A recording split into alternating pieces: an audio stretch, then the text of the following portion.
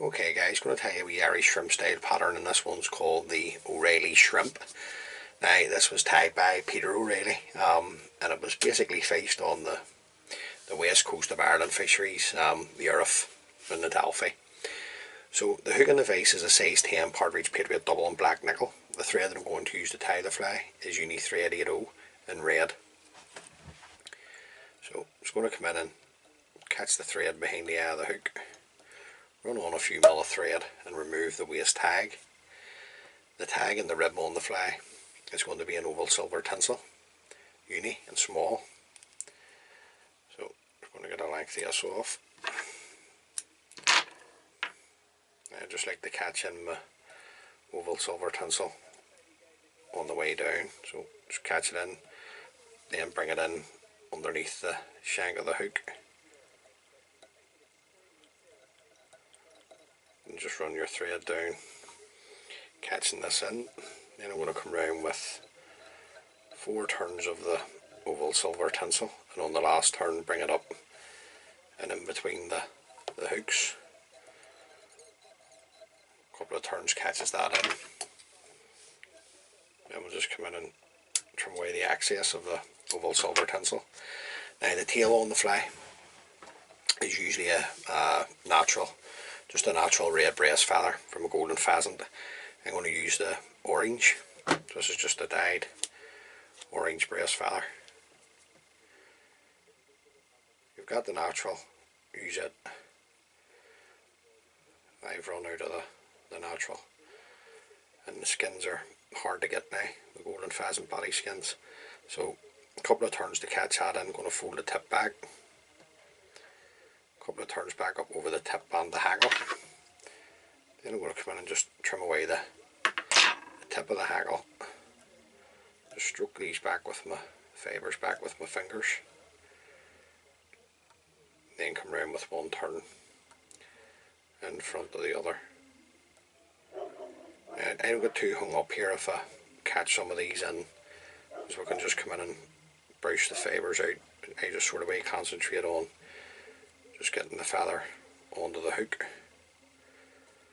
and the rest will take care of itself. Now at this stage I'm just going to hold the stem, bring my thread back into position, come around with a thread turn, catching in the stem. I'm going to keep my stem in underneath.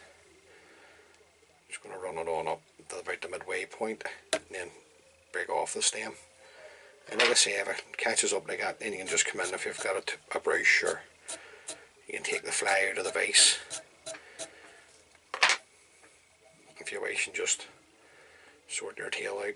Now on the way back down for the rib, I'm going to catch in another length of our oval silver tinsel, and then just bring the thread down, tied up against the tail. The body is going to be a Chinese red UNI-Floss. Now on the original pattern it was just a red floss that was used, but the Chinese red just gives it a wee bit of extra colour. Just going to catch that in, run my thread up the length of the first part of the body, or the rear of the body if you like, and then just come around with touch and turns of your floss to create the rear body. A couple of turns catches that in, come in and trim away the excess. Then you can bring up your rib, and I'm looking 3 turns of the oval silver tinsel up the rear body.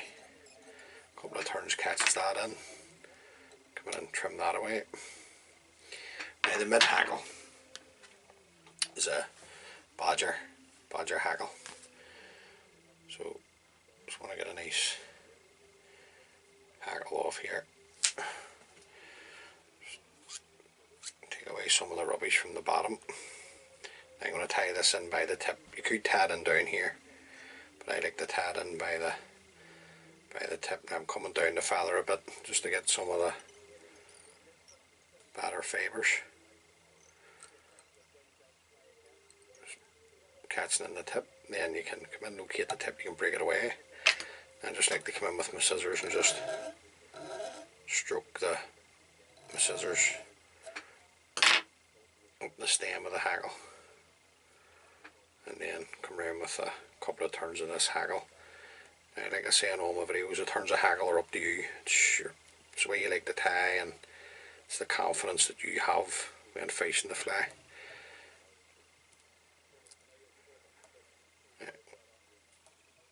That's going to be enough for me there. So just going to keep a hold of the stem of the hackle, follow it around with my thread. A couple of nice tight turns in there, and I want to just strip away the fibre that's on the hackle, and then I'm going to run my thread up the second part of the body. Then I can break the stem away, or the remainder of the hackle. On the way back down, I'm just going to catch in another length of the oval silver tinsel, small. Same again underneath, bring it in underneath. Just run this down, my thread down, sorry, tied up against the mid hackle, the front body, UNI-Floss in black. Just take a length of this off.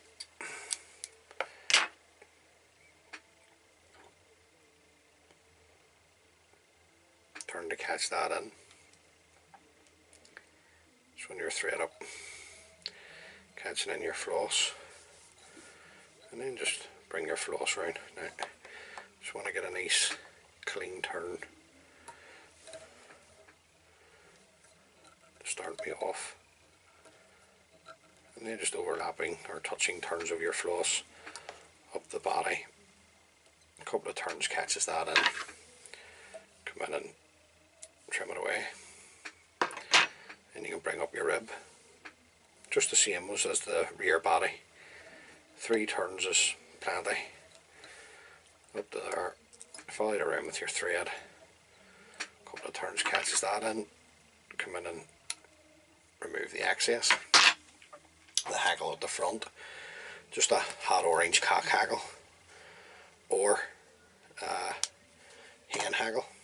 Use a hen hackle too. So I'm just going to stroke back the fibres here. No, the feather's no good. It's going to go back in. I just didn't like the look of that, so it's one there. Just going to stroke back the fibres to reveal the tip. A couple of turns to catch in the tip, fold the tip back. A couple of turns back up over the tip and the hackle. Then you can come in and rotate the tip, break it away. Just run your scissors up the stem. Just helps the process instead of constantly stroking them back. Much like the mid hackle, turns of hackle are up to you. 2 or 3 turns is usually enough. That's the way you like to dress it, it's up to you. Now I'm going to keep a hold of the stem, follow it around with my thread. A couple of tight turns in there now.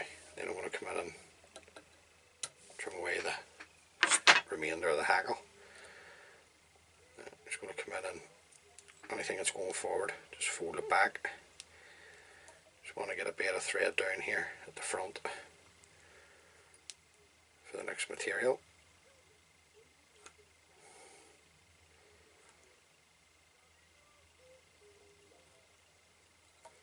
Now, I'm going to put jungle hackle onto the fly, but the original pattern doesn't require it. So if you don't have jungle hack, excuse me, just whip finish off, and that's the wee fly done.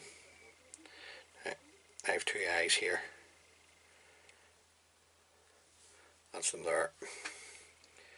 I'm just going to offer these up to the hook.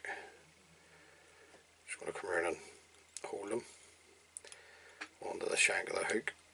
Come around with a couple of loose turns just to hold them in position.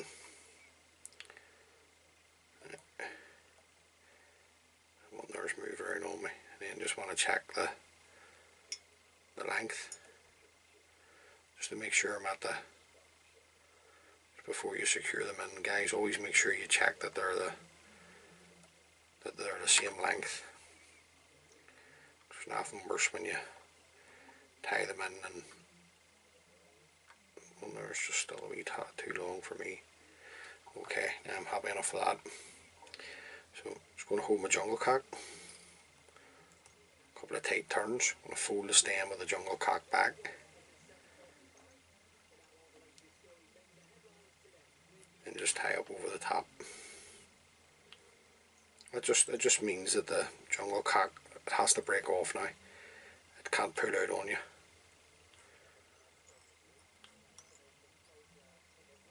Nice and tight, keeping your thread tight. You break away the stems. Then you can come in with your whip finishing tool and just lash in a whip finish. Your thread nice and tight, come in, trim away your thread. Now as always, on my salmon flies, just come in, we like a super glue just onto the head. You don't want this going anywhere else, only onto the head. And then once that dries, guys, I'll just come in and put on a couple of coats of varnish just to make the head a wee bit shinier. Plus when you use super glue, it tends to have a goes a white moisture blue. So there you go, guys, that's just a slight variant on the O'Reilly shrimp. The original pattern is just a natural red breast feather for the tail. The original pattern, Peter never used any jungle cock in it. So great colour combination, can't go wrong with the badger hackle on Irish shrimp flies in orange. So give the fly a go, guys. Hopefully you can catch you a few fish. Many thanks as always for taking the time to view the video, and tight lines.